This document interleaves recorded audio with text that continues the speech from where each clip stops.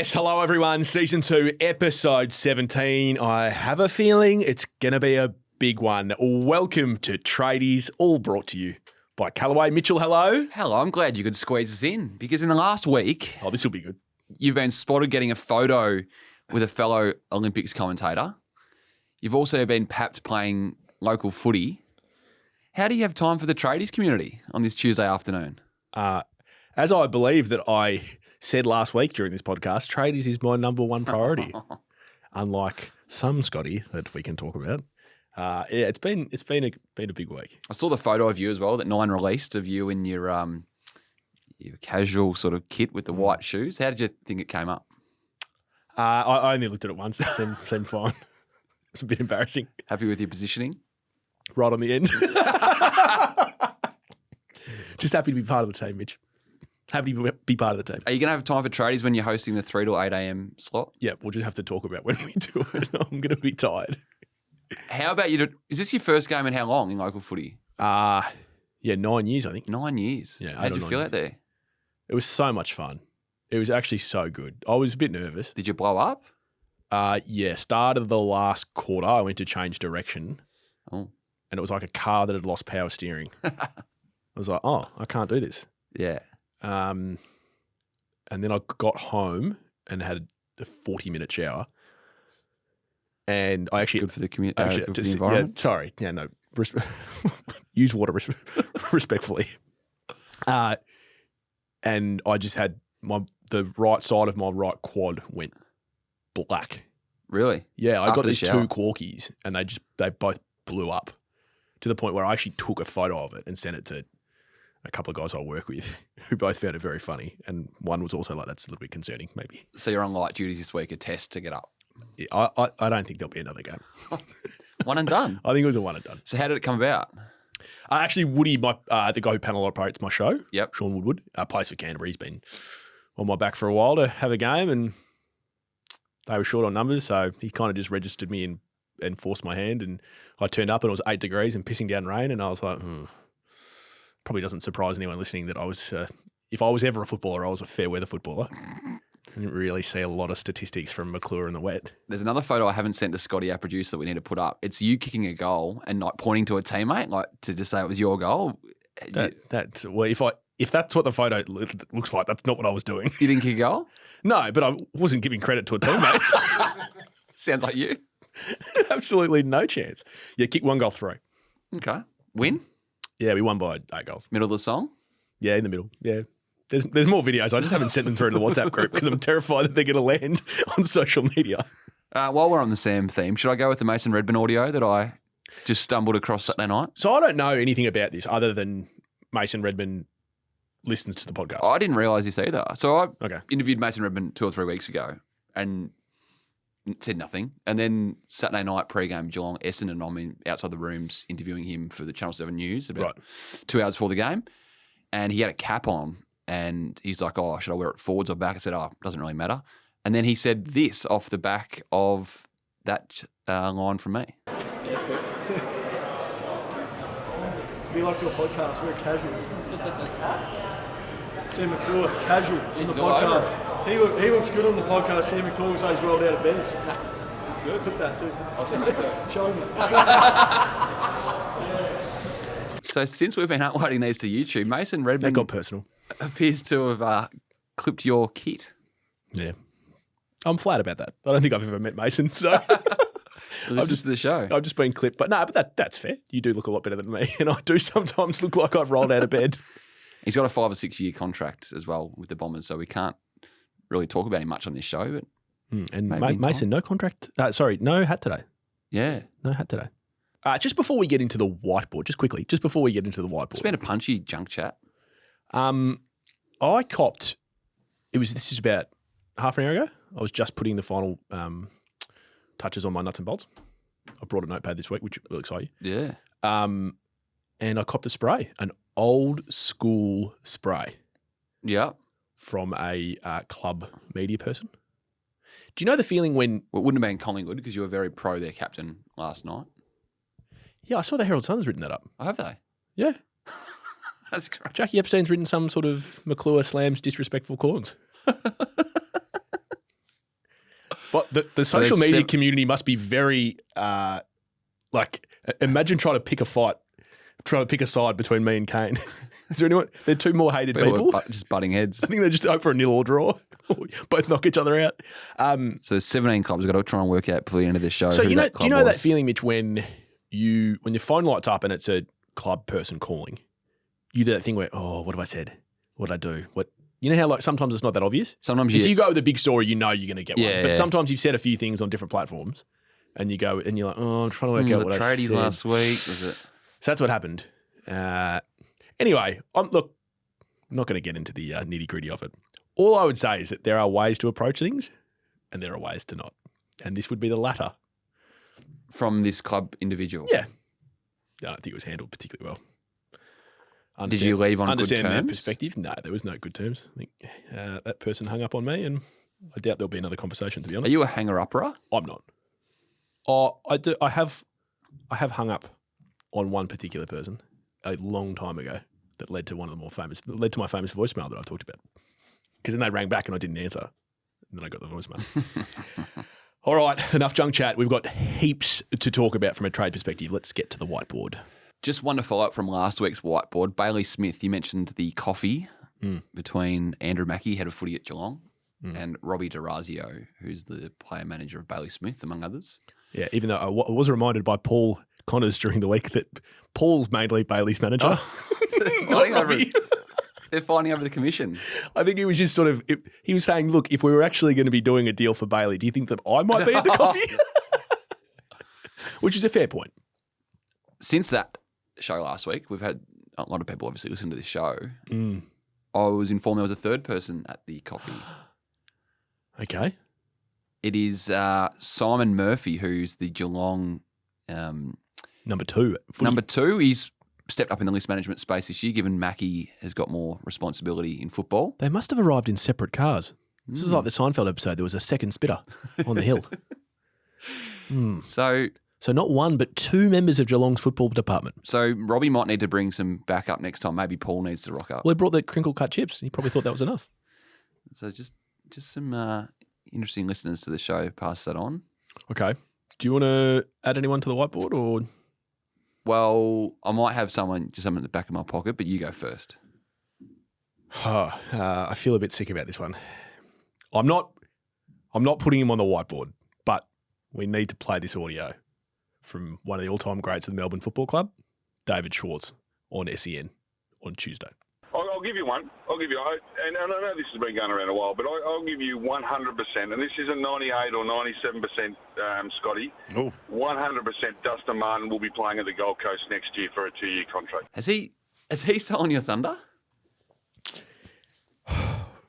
I can't talk about it. I can't talk about it. This is too painful for me. There's 3 years of overhang here. There's too much baggage. There's scar tissue with this one. It is a big thing to go out on a limb and say that.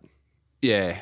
Now, the critics would say that David, isn't as invested in the player movement talk as someone like you. Has he done the work on it? But he has also had a long history in the media. Oh. He ran a radio show a very successful radio show for a long time. Yep. He knows how to perform in the media. He's obviously had some fairly solid intel to be able to go that hard. That wasn't, I'm hearing that Dusty and the Suns could still be on. That wasn't that. That would be one thing. It's done, it's locked in, it's 2 years. I'm just putting that out there. I'm not putting, for the respect of the tradies community, I'm not putting that on the whiteboard because I feel like Dusty has caused this podcast too much pain. But I'm just putting it out there that someone thinks it's still on. Do you think he's more likely to play 2025 at Richmond, retire, don't try to drag me into this. No comment. I don't know. Because just parking the Ox convo just there, the Gold Coast thing's well and truly still in the conversation. Is it? Yeah, I think so. So there's links everywhere. I'm getting dragged back into this. There's Dimmer, case. there's Craig Cameron, Mitch, there's Wayne Campbell. Can I just ask you this question? This is the only question I want you to answer. Why would they let him go now? Well, they don't have a choice, Richmond. He's a free agent, unrestricted. So why lose him for nothing? What has the last 2 years represented? Because are they thinking that he's not in their next premiership? He wasn't 2 years ago. Well, 2 years ago, yes, they may have. That's when they went and got Hopper and Toronto. But they were 12 months at the end of last year. You could Mitch. see he wasn't going to be. Okay, I can't talk about this anymore. But they had to wait last year. Dusty was under contract. They had to wait for Dusty to come to them and say, "I want to trade for Gold Coast," and that never happened. Well, I think he should have just done that. Can I have the texter, please, Scott? Thank you. I'm not putting him on the whiteboard. I'm putting one of his teammates on. So, right, just finishing up on the Dusty before we get to your whiteboard edition. He had 1.2 to 1.4 owing on his contract for 2024. Yep. Richmond, if they were as brutal as a Collingwood or a Hawthorn in recent times, would have gone to him and said, "We think the best thing for you is to go to Gold Coast. We'll pay some of it and we'll get a pick from the Suns," because as we know in the currency of football right now, the picks don't mean as much to the Suns as other clubs. They mean more to Richmond than they do Gold Coast because they've got academy players. Particularly when they had the 3 academy boys. Yeah, all that sort of thing. But I don't think Richmond, in their right mind, could have done that to a legend of the club. They didn't want to do that. For a player who's won 3 Norm Smiths and has led this legacy. Yeah, I'm sorry. I don't understand the argument. Footy's a business. I'm putting Shay. Okay, I'm always going to get it wrong. Shea Bolton's going on the whiteboard, which is incredible given his contract.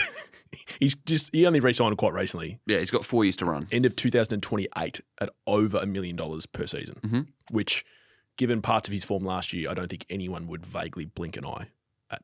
Is that fair? Yeah, and his first 4 to 5 weeks this year were pretty good. So I've been doing a bit of work on this and thinking about it. There's obviously a conversation with Liam Baker, who, you tell me if I'm wrong, Mitch, sounds like he's more likely to go than stay. Yeah. Okay. And I'm not putting him on the plane just yet, but okay. And there's a conversation with Daniel Rioli, who, from what Caro has said and said again this week on Footy Classified, Richmond are adamant they were going to keep. Yeah, and they're saying the same with Shea. Right. So Rioli, I would suggest, having watched a fair bit of Richmond this year, would either be leading their best and fairest, if not, he'd be just behind Nick Flosson. Now, they've had a lot of injuries, so there's, that's not me splitting the atom by saying that, but he's been pretty good. And even on the weekend, they got beaten by 10 goals. He was having a crack. Yep. I'm not sure you could say the same about Shea Bolton right now. He's a Perth boy. There's been interest from Fremantle before. He's got a lot of currency right now, and I would be looking at it and saying, you're on a lot of money. The other 2 blokes that are paid more than you are Tom Lynch, who's heavily back-ended, who, let's be honest, depending on his body, may not play a lot more football, had an unbelievable career, and Dustin Martin, who is definitely not playing for Richmond next year. Well, sorry, let me rephrase. I would think highly unlikely to play for Richmond next year. Of the 3 options? I said I wouldn't get dragged into this. That's exactly where you Suns, Richmond, or retire? I would say the retirement or playing for Gold Coast would be in front of playing for Richmond. Yep. They are, in my opinion, duty-bound to explore the Bolton move. I disagree. If they could get 2 picks inside 15 from Fremantle, I'd drive him to the airport. He's 26 in December. I think he's still got enough footy in to think he's part of the next flag. Rioli is 18 months older than Shea Bolton. I would be more inclined to trade Dan Rioli than Shea Bolton if I was Richmond. I disagree. He's not worth as much on the open market, but Gold Coast, if they're the club into him, like we understand they are going to be more likely to give up the picks. They've got first rounders coming out of their backside right now, and they've got academy players still to come in with Leo Lombard, who's a top 10, 15 pick. Gold Coast will be more willing to part with picks over the value of Dan Rioli. I think Freo, they've got 3 first rounders, so clearly if they're into Shea Bolton, they'll come to the party. But I think you'd be able to get a similar value for Bolton and Rioli, and I think you get more for Bolton than Rioli. Yeah, but what I'm trying to say is Gold Coast will give up more than what Rioli's worth. Yeah. But I think Richmond, it sounds like to me, and leaning on Caro's expertise here a little bit, she's pretty well connected, It sounds to me that they've made the decision that they're keeping Rioli. And then you think they haven't made that call on Bolton yet? I don't know. I don't presume to know. What I'm saying is, The head of footy, Tim Livingston, said 2 weeks ago that they wouldn't trade Shea Bolton under any circumstances. Now, clubs say that all the time. Yeah. Melbourne said it this time last year with Grundy. The utmost respect for Tim. He's been an unbelievable contributor to that footy club, but that doesn't really mean anything. Yeah. Because, as you said, I could go through 10 examples off the top of my head of people that would not be traded under any circumstances. Circumstances change. So, if put it this way, if Richmond go into next year with Bolton and Rioli playing, I'm not sure they're as committed to this reset as they say they are. Have they said they're committed to a reset? Well, publicly, no, because clubs don't do that anymore. But you can call it whatever you want: rebuild, reset, the old school Ross line, replumb, retile. It's a mini reset that they're going through into 2025. How would Taranto and Hopper be thinking, given they committed 7 years only 18 months ago? Yeah, well, I mean, but, as Hawthorn have shown under Sam Mitchell, you can turn it around fairly quickly, Craig McRae and Collingwood. Like, there are examples of it turning around pretty quick. The problem that Richmond have on their list right now is that apart from Gibcus, who, obviously devastating circumstances with his latest injury, there's not that many kids that Richmond fans go to the game and say, geez, I can't wait for this next 10 years. Now, when Stephen Silvani started at Carlton as the list manager, he said the exact same thing. He said, apart from Patrick Cripps, we don't really have another group of players. So what did they do? He went and drafted the spine. De Koning, Curnow, Mackay, Wiedering. And then Dow and O'Brien were supposed to be the ones that, complemented the Walshes and the Crippses. That didn't necessarily work out. But I think Richmond are duty-bound to give their supporters those sorts of players. And as the system has it right now, one of the ways you do that is to cash in your underperforming, highly paid players that have currency elsewhere. Shea Bolton ticks all of those boxes. He's not the player they signed for that amount. He's not playing like the player that they signed. He's had his first 6 weeks this year were pretty good. Mitch, he's had a bad year. He's $1 million player. He's not having a good year. He's only 26 in December. I understand that. He's not like if he was 29, I think we're having a different conversation. Yeah, so you look at Hawthorn with Mitchell and O'Meara, they were getting to that late 20s, early 30s bracket. Trade them, move them on. I think Bolton's still got plenty to offer. Richmond. Yeah, I think Rioli has shown that he wants to be there and will get his hands dirty for that football club in the next 5 years. I'm not sure Bolton's that guy. That's just my opinion. He's on the whiteboard. Just to close off on the Dusty convo, people ask, what do they get? Well, as a free agent, it'll depend on the contract that a club, let's say he does go to Gold Coast on a 2-year deal. He's not going to be earning much. He won't be earning enough, and the fact that it comes into age as well. So when Isaac Smith moved from Hawthorn to Geelong... Don't ruin the nuts and bolts. They got a combo because he was only 31. Yep. He got a 2-year deal on decent coin. Dusty's 33, 34, so there wouldn't be a heap of compo coming back Richmond's way. If people are... They get a 4th round pick or something? Yeah, I don't think the compo even goes up that far. Oh, doesn't it? It doesn't go past... Yeah, okay, so there might be a high band that they don't get anything. Yeah, just because people think, well, he's a star of the game, he should be worth a 1st rounder. No, it doesn't work like that. No, he was recently. He was worth it. They just chose not to trade him. They wanted to... I think there's still a part of loyalty in footy. Now, on my whiteboard, I've got 2 crossing off. Jared Berry, Brisbane have come to the party with a 5th year.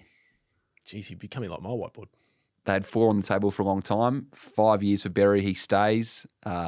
Loyalty a big factor. He probably could have chased a bigger coin elsewhere, but he wants to stay in Queensland with his good mate Hugh McCluggage, his brothers down the road playing for Gold Coast. And Tyson Stengel, similar conversation. The Cats had 4 years on the table for a long time. They've come late with a 5th year, a trigger for a 6th season for Tyson Stengel. He knocks back more than $1 million to stay at Geelong, given St Kilda had an extra year on the table. It's the right move. And more money. It's the right move. Well done. But I'm going to add one name. So the SWC takes another hit. St Kilda War Chest takes another hit. Well, I want to get to that before I add my latest name to the whiteboard. And I think it's for local footy clubs out there looking for a late season recruit. This is stupid. I don't think clearances have shut yet. So if you want to pick up Sam McClure, he's free to a good home. He might take a week or 2 to get over this latest corky. Good leadership. Strong leadership values. St Kilda War Chest. I want to play Luke Davies-Uniacke. I know he spoke to you on radio a few weeks back. but you got more out of him. I felt he gave a bit more to me last week. This is last week on 7. I think going forward, where I see myself is playing for North Melbourne, that's for sure. When I think about North, it's always been a family club and the culture of the club's been awesome, and they've showed my faith in me picking me up in the draft. So, yeah, I'd love to repay that favour, and I'm no doubt the club and my manager can get something done by next year, that's for sure. He's a restricted free agent. It's a good interview. You did get more out of him. 100%. He's a restricted free agent at the end of 25. Yep. He can't leave now off that, can he? I had a good think about this question in the car on the way over, and the answer is he can, but it becomes a lot harder. Yeah. No, because circumstances change. Yeah, Dan McStay said he wanted to stay at Brisbane at the start of his free agency year. Dane Beam stood at the best and fairest and cried and then left. Yeah. So you know what? Like, never say never. Yeah. He's saying all the right things, and he's a wonderful symbol of that football club. Yeah. You know, that are going through a really tough time. I think he's a great guy to sort of say, hey, guys, follow me. But until he signs, like, it's all kind of superfluous. Has he cost himself a bit of money by being so public to North Melbourne in knowing that had he have let it flap in the breeze for a little while, North may have been spooked by big offers at St Kilda or elsewhere and think, gee, we need to go to 1.3 or 1.4. Maybe are North thinking now, gee, we might be able to get him at 1.2 a season? It's an interesting question. I don't think so, because I still think Luke holds the chips in that poker game with North. Like, he's going to have offers elsewhere. He's got the highest profile manager in the game in Paul Connors. North won't want to screw him over. Mm. Like, and it's not like North haven't got money to spend. Well, they have to spend it. So, you know, let's say a club were offering him 1.5, right? Let's just say. And North, after those comments, like, oh, we could get him for 1.2. Let's offer him 1.18. You can imagine Paul would just be sitting there being like, guys, come on. Like, who else are you paying? He's a star. He's an A-grader. He's going to be your next captain. Stump up. We're not going to take the piss. You don't take the piss. I think my question I asked is a little diminished given North Melbourne in the salary cap room. They've got to hit the 95% minimum spend. But tough week to be a St Kilda fan. So they hear Luke Davies-Uniacke say that on Thursday. Then they'd read on Sunday morning that Tyson Stengel's re-signed for 5, and they go and dish up another loss in front of 18,000 at Marvel. The SWC, it's still there to be spent. If Brayshaw's one out of contract heading into next year, so he's a free agent at the end of 25, I'd be going chips in there. I think they already are. Yeah, well, even more. He's not going to leave Freo for North. He likes Ross. He's not going to leave Freo for North, though. For St Kilda. Oh, sorry. St Kilda. Yeah. He's not going to leave Freo for St Kilda. Bayside boy. Oh, I think family's back here. Yeah. He's got family. He's got family in WA as well, yeah.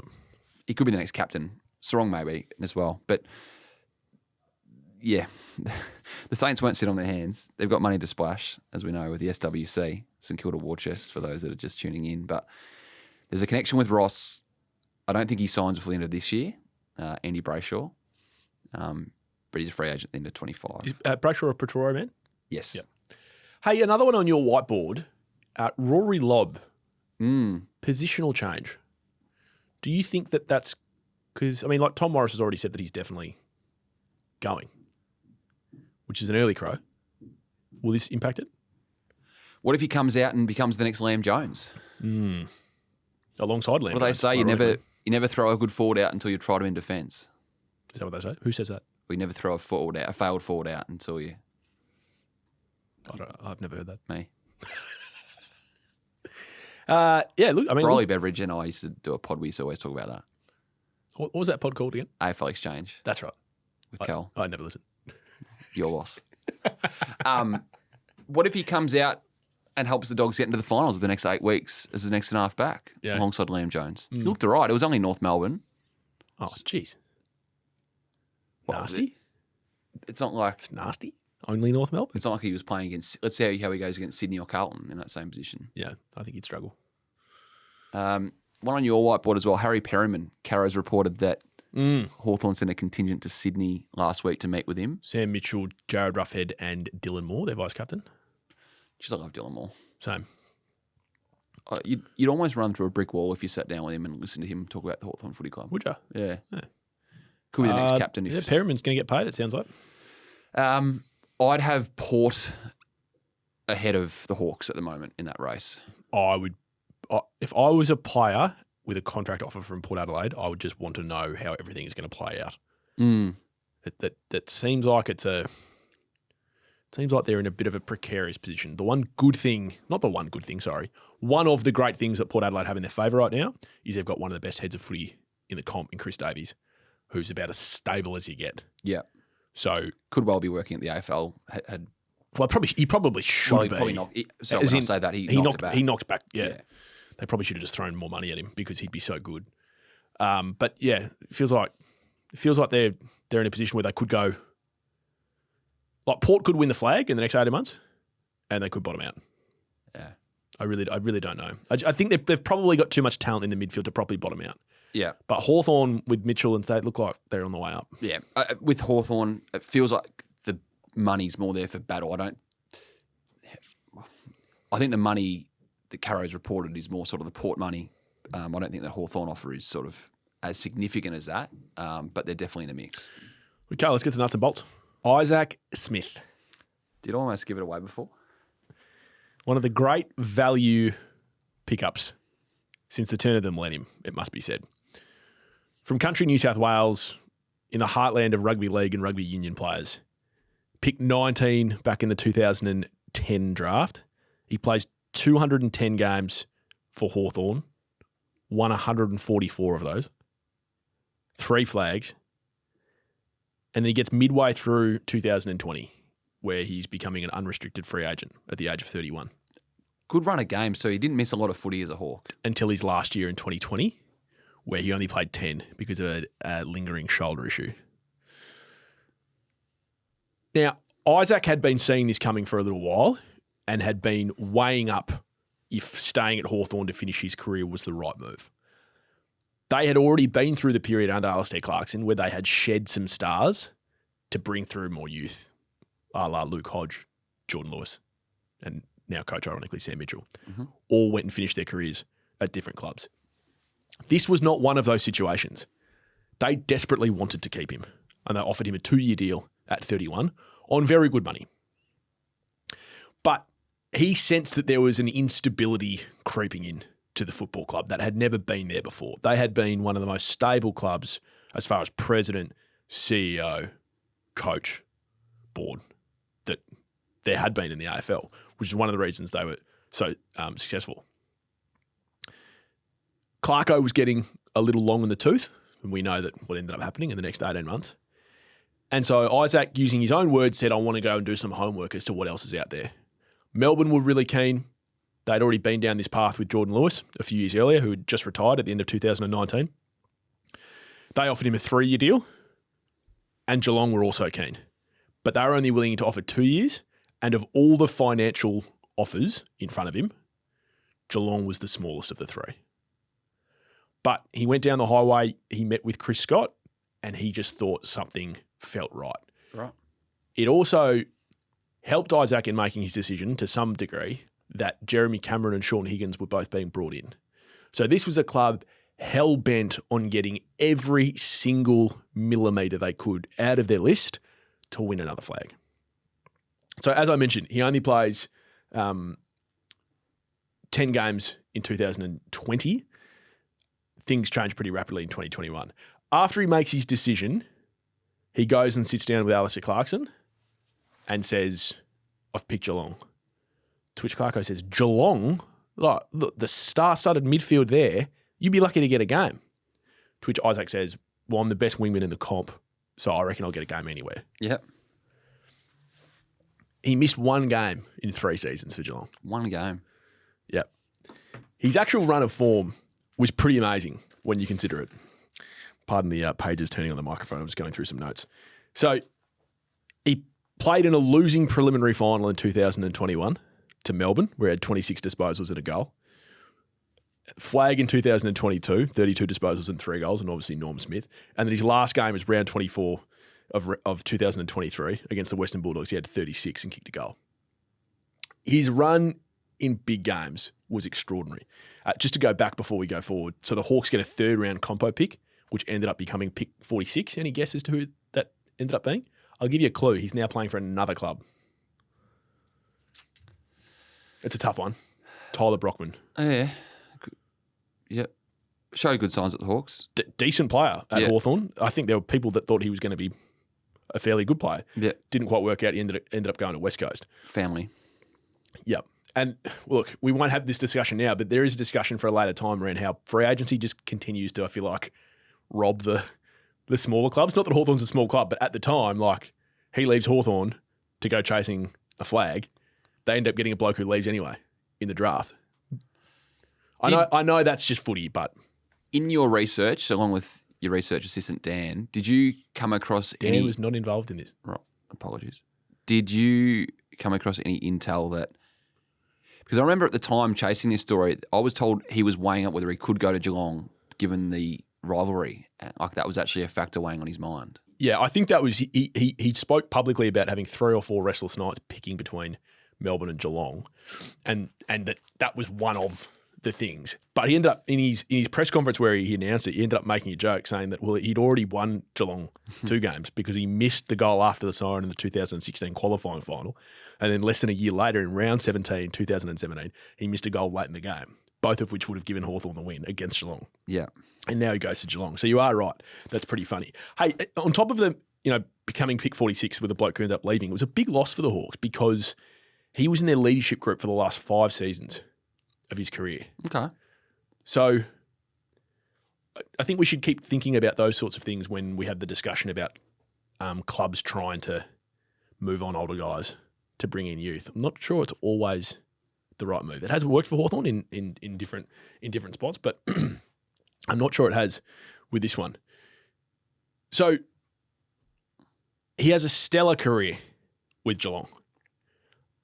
This first season, as I talked about, that losing preliminary final where, I'm not sure, Mitch, how much you believe the flu that went through the club in the week building up to it. Some say it was ravage. Other people say it was a couple of guys with a sniffle. Melbourne were the better side. They got beaten by 12 goals. Yeah. And as you can imagine, the losing rooms of a preliminary final side were pretty grim. Isaac is an up and about, funny sort of guy. And he was like, well, I'm just going to say this because we've lost now. There's nothing we can do about it. He's like, well, you guys must be flat about losing a prelim. I'm even more flat that I gave up a few $100,000 and an extra year to not be playing for Melbourne next week in the grand final. Imagine saying that in your first year at a team. That's Isaac. But that was Isaac. The next year, they go one better, make it into the grand final. Isaac nearly doesn't make the team bus because at the hotel, going down from his room to the lobby, the lift stops. Oh, that's right. And a voice comes over when they, you press the call button or the send help button, and the voice comes through. Oh, we should be able to get someone to the next 2 to 3 hours. Which his answer is, no, I don't think you understand. I'm playing in a grand final. I sort of need this done now. Luckily, 15 minutes later, the lift starts moving. He makes the team bus. So in the 72 hours before playing in a grand final, he loses his grandfather, who he was very close to. He gets stuck in a lift, nearly misses the team bus. Says to himself on the way to the ground, I can't be bothered today. Like it's been a week. I just not sure. Plays the first 5 minutes, doesn't get near it. Reckons he's just going to have one of those shocking games, and then it all turns around. Kicks 2 in the first quarter, did he? At least one. I think I can't remember exactly how many he kicked in the first quarter. Scotty was 2. Scotty's seen the game back a few times. I can't believe I'm telling this story to 2 Geelong nuffies. He turned it on that day. Yeah. So plays in 5 grand finals across his career. Wins 4 of them. Could have easily won 2 Norm Smiths, given how good he was in the first 3 quarters of 2015 against West Coast. And in 3 of those 5 grand finals, his team belts the opposition. Mm. He has had one of the all-time great modern-day careers. For a guy that, we don't talk about Brownlows and we don't talk about all Australians and we don't talk about all that sort of stuff, but as a pure footballer that was able to be the best wingman in the competition at not 1 club but 2. It's a pretty amazing story. He was playing for Redan as a 20-year-old. Yeah. Yep. Yeah, it's just incredible to think about, like being part of one of the all-time great teams, one of the all-time great teams, and then deciding at 31, actually, I think Hawthorn are going down a different route here. This is my football career. I want to take control of it. I might go play for one of the other all-time great teams. Like, you think about some of his teammates. Franklin and Roughhead at one and Jeremy Cameron and Tom Hawkins at the other. Hodge at one. Joel Selwood at the other. Yeah, I heard him. I think it might have been on Dylan Friends. He was putting together his best 22 Pretty amazing stuff. of players he's played with. And that's the Isaac Smith story. Love it. There was a little whisper that he's almost coaxed out of retirement for the mid-season draft this year. What? Really? Yeah. Is he still fit? He's still lean. I saw him a few weeks ago. He still looks like he's match fit. Do you have a special connection to the Geelong players? Is there like a secret handshake or wink? Like the bus drivers when they nod. It's like, so if Diva ever sees another greyhound at the park, ears go up, and it's like, holy shit, there's one of me. Is that like Geelong people? It is pretty funny. Like, I idolised Joel Selwood growing up. Now I work with him every Wednesday night. So can you just pick up that name that Mitch dropped? We're just Scotty, on the topic. Do you mind just picking up that name? I idolised Joel Selwood my entire life, and now I work with him every Wednesday night. That's a name drop. Just one more from the Tradies community. I met one of our listeners, Kutch, actually during the week. Cooking with Kutch on Instagram if you want to find him. Okay. He's from Swan Hill. He was down for the Carlton-Richmond game, and I saw him in Chinatown Sunday night. I was going for dinner with my father, who's just retired after 41 years in business. He's just... What did Mr. Cleary Senior do? He accountant and ran a firm in Geelong, so he's just finished up. So I was on the way to dinner, and it was good to meet another one of our Tradies listeners. Did you head to a sort of a BYO kind of setup in Chinatown? Teppanyaki. Wow. Ginza. Fancy. Ginzo. Yeah. Which one is it? Ginza, I think. Out of 10? Yeah, 8. Great. Any more chili scramble from you this week? No, you? I had chili scramble today at Mammoth. Good? Yeah, it was good.